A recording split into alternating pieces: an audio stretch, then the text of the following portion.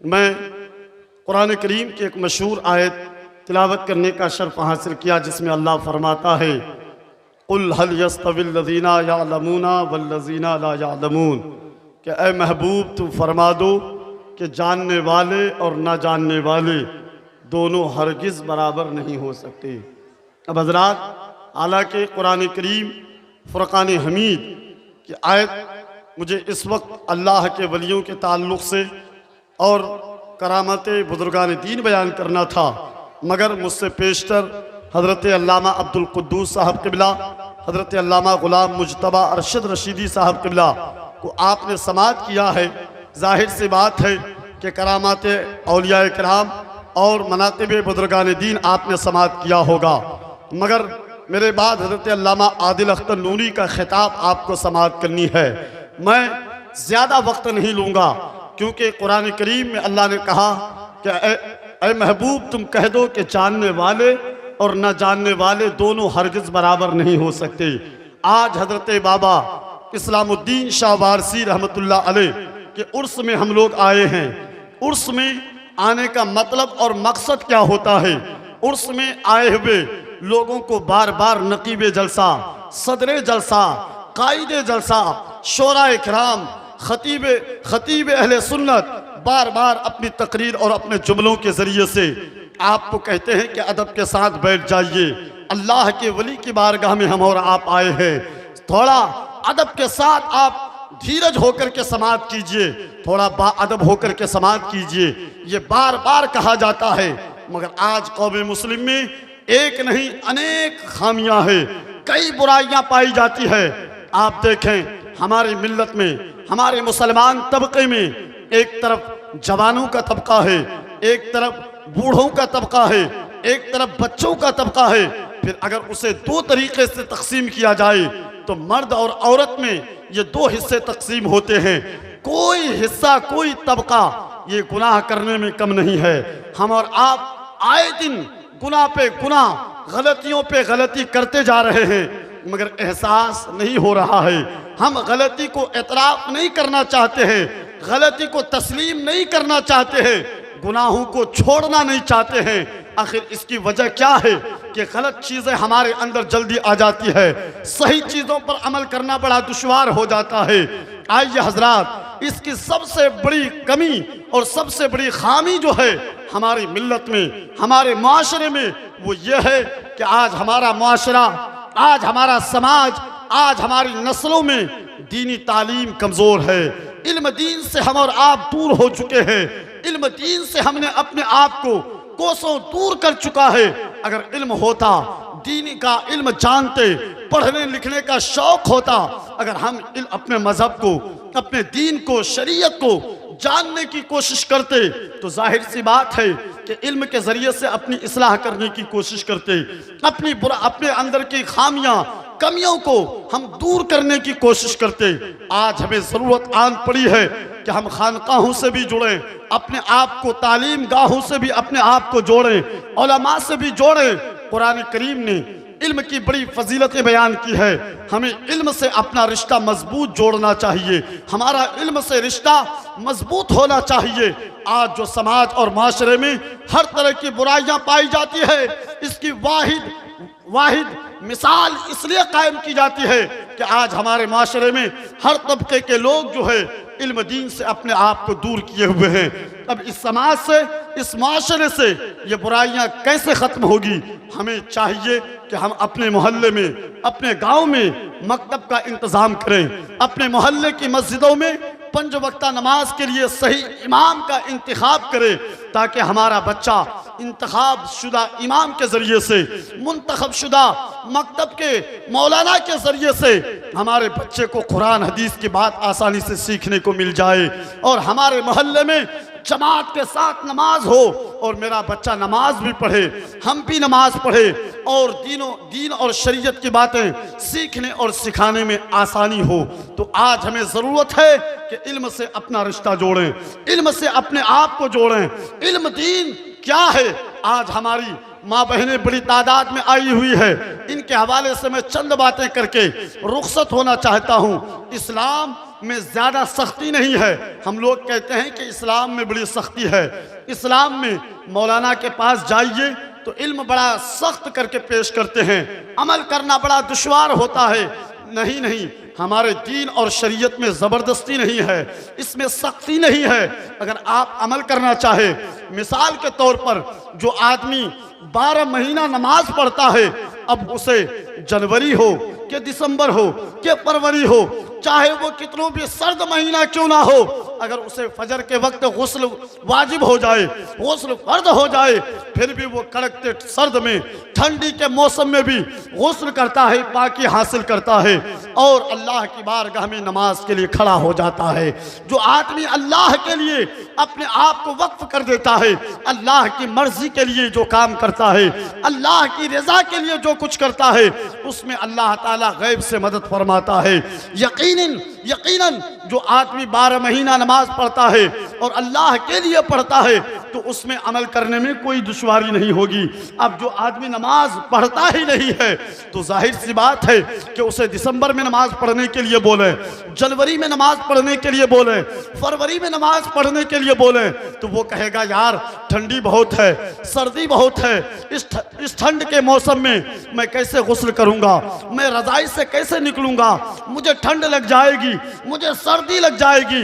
ملت کے مسلمانوں، جب ہم کوئی کام نہیں کرتے ہیں اور جسے ہم پہلے سے ہی بوجھ سمجھ لیتے ہیں تو ظاہر سی بات ہے کہ اس میں شیطان کو بہکانے میں بڑی آسانی ہوتی ہے۔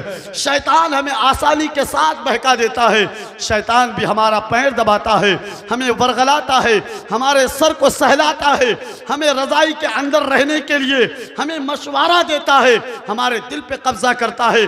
ملت کے مسلمانوں، آج ہمیں ضرورت ہے کہ ہمیں اللہ والوں کے نقش قدم پر مضبوطی کے ساتھ عمل کرنے کی ضرورت ہے۔ ہم نے کھوکھلے نعروں کے ساتھ ہم نے کھوکھلے نعروں کا سہارا لیا ہے۔ کیا ہم نے جن بزرگوں کا عرس منایا، جن بزرگوں کے نعرے لگائے، جن بزرگوں کے ہم نے منقبت پڑھے ہیں، کیا ہم نے ان کی زندگی کو اپنے آپ میں اتارنے کی کوشش کی؟ اگر نہیں کی ہے تو یہ محبت نہیں ہے، یہ جھوٹی محبت ہے، یہ محبت کارگر نہیں ہے۔ اس لیے کہ جن سے محبت ہوتی ہے وہ ان کا طریقہ اپنانے کی کوشش کرتا ہے۔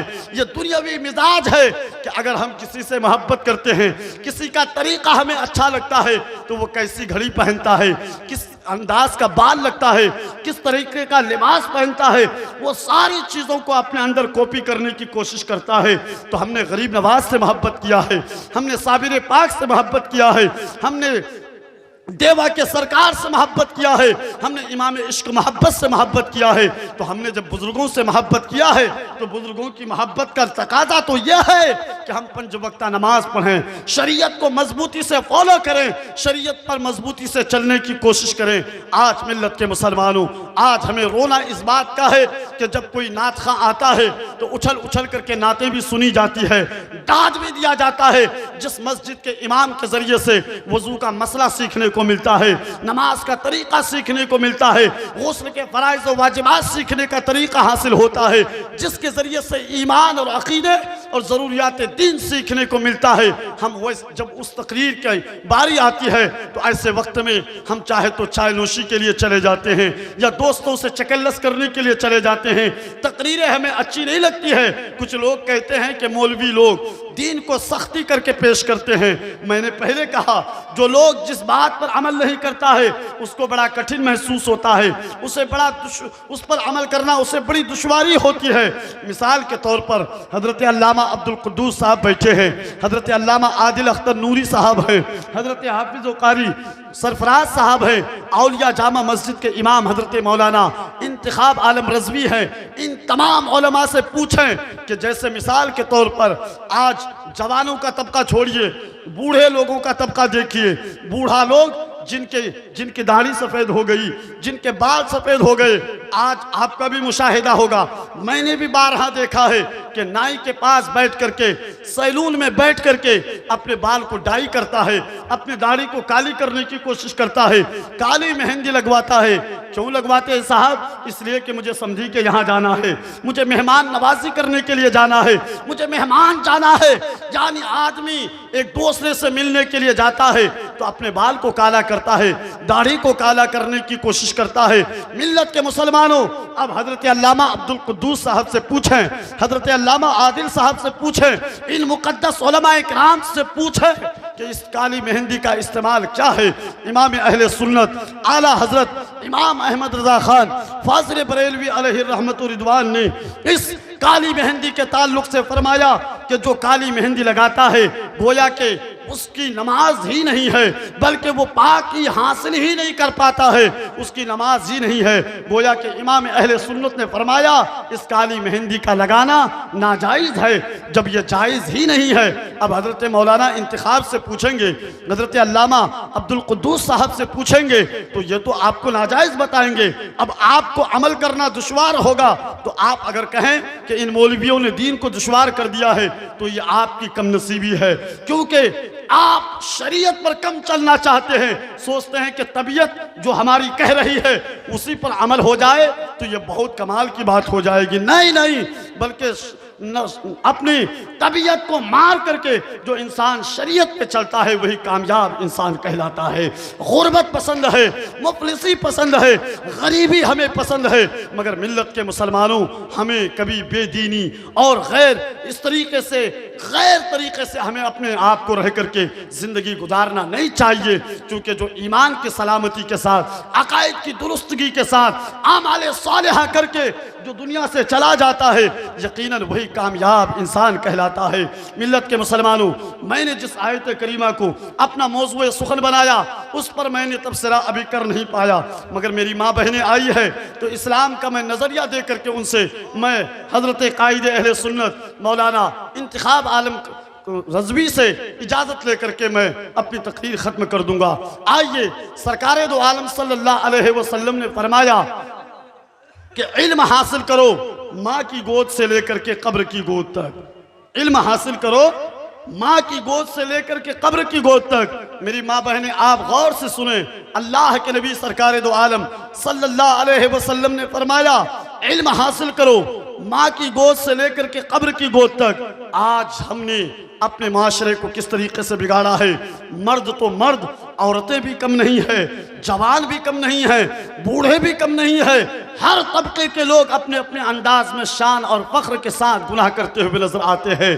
مگر آئیے میں آپ کو بتانا چاہتا ہوں کہ سرکار دو عالم صلی اللہ علیہ وسلم نے فرمایا علم حاصل کرو ماں کی گود سے لے کر کے قبر کی گود تک۔ اس کا مطلب کیا ہے کہ آپ علم حاصل کیجئے یہاں تک کہ جب آپ ماں کی گود میں ہوتے ہیں وہاں سے لے کر کے قبر میں جانے تک یہاں پر کوئی عمر تعین نہیں ہے، کوئی عمر فکس نہیں ہے کہ آپ کو 8 سال میں، 12 سال میں، 22 سال تک علم حاصل کرنا ہے۔ نہیں، اگر آپ 60 سال کے بھی ہو چکے ہیں، جنازے کا طریقہ نہیں آتا ہے تو مولانا انتخاب عالم کے پاس آئیں، حضرت علامہ عبدالقدوس صاحب کے پاس آئیں، حضرت علامہ عادل صاحب کے پاس آئیں، ان علماء کرام کے پاس آ کر کے بیٹھے اور ان سے کہے حضور مجھے جنازہ پڑھنے کا طریقہ معلوم نہیں ہے، مجھے وضو بنانے کا طریقہ معلوم نہیں ہے، مجھے غسل کرنے کا طریقہ معلوم نہیں ہے، تو یہ علماء آپ کو آسان کر کے آپ کے مزاج کے مطابق بتائیں گے۔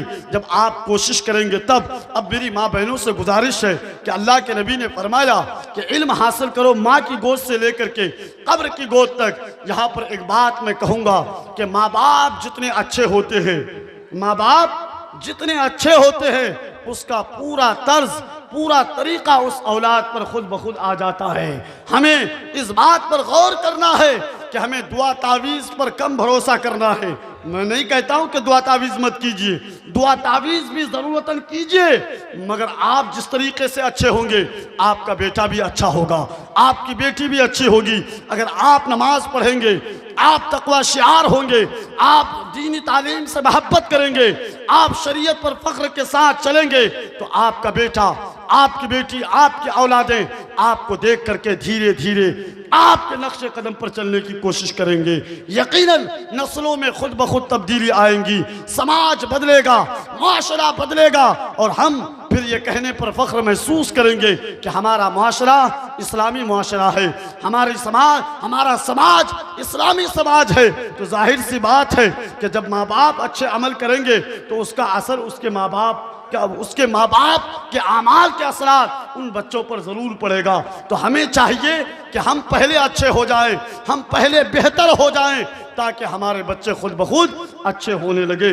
اللہ کے نبی کی یہ حدیث کہ علم حاصل کرو، ماں کی گود سے لے کر کے قبر کی گود تک آپ پر، ہم پر یہ فرض ہے، ضروری ہے کہ ہم علم حاصل کریں، تاکہ علم کے ذریعے سے ہماری نماز بھی اچھی ہو جائے، علم کے ذریعے سے روزہ بھی صحیح طریقے سے ہو، علم کے ذریعے سے زکوٰۃ بھی صحیح طریقے سے ادا کریں، علم کے ذریعے سے ماں باپ کا ادب بھی ڈھنگ سے کریں، استاد کا، پڑوسی کا، رشتہ داروں کا، اور جب اللہ کے ولی کی بارگاہ میں ہم جائیں تو اسی علم کے ذریعے سے ہم ادب کے ساتھ جائیں گے۔ جب علم ہوگا تو خود بخود ہم اچھے ہو جائیں گے، علم ہوگا تو ہم اچھے اعمال اور اچھے طریقے پر عمل کرنا فخر محسوس کریں گے۔ اللہ تعالی ہم سب کو علم دین سے رشتہ جوڑنے کی توفیق عطا فرمائے، اور علم سیکھنے اور علم سکھانے کا جذبہ عطا فرمائے۔